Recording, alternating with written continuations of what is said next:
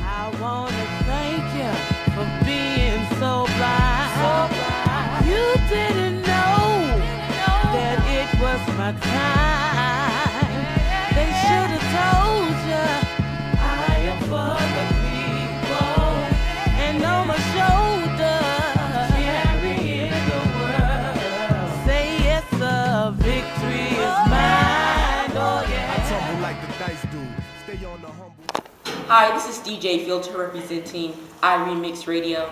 I'm here today with Mr. Johnson, and he's going to speak to us about the Living Museum. So tell me, Mr. Johnson, overall, are you satisfied with the work of the students?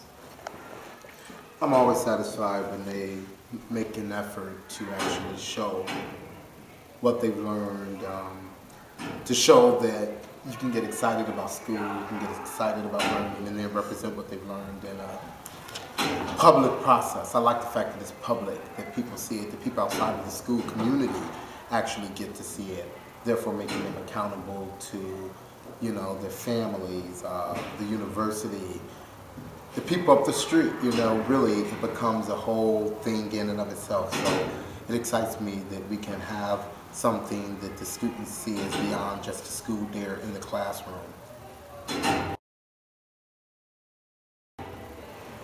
What is the point of the museum?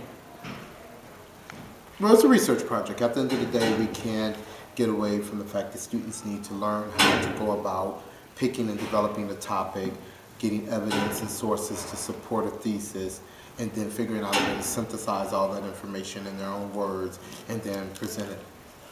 And it also becomes an opportunity for the students to kind of like showcase what they're doing.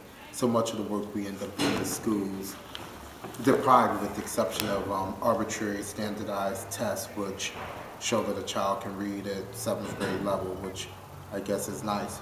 But I'm assuming if you're reading some of the research materials that are required to do an appropriate research project, reading at 7th grade level is at least.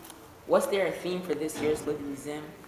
Yes, we actually used the National History Day theme, which is also used by the Chicago Metro Education History Fair. And for 2008, I believe the theme is conflict and compromise.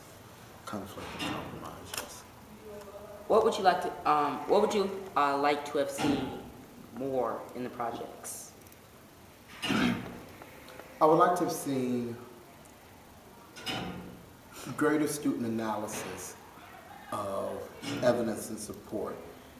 Students have strong opinions, but they don't always provide appropriate backup for their opinions. So I would like to see them get support and evidence and then build based on that.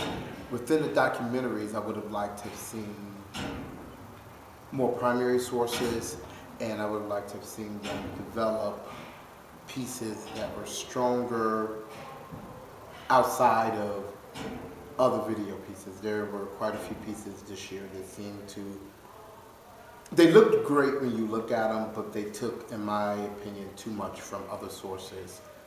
So sometimes you're watching a piece and you're trying to decide whether or not it's the students taking work or it's the piece they just kind of picked up and put there.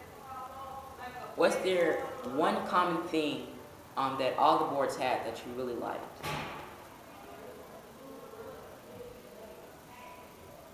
For the most part, I mean, literally, when you're going to have 90 boards almost, I don't know if there was one thing that 90 boards had, but 75 definitely they posed their question and they posed it on the board. I like the fact that I think a lot of the students, and especially the 6th graders, very impressive.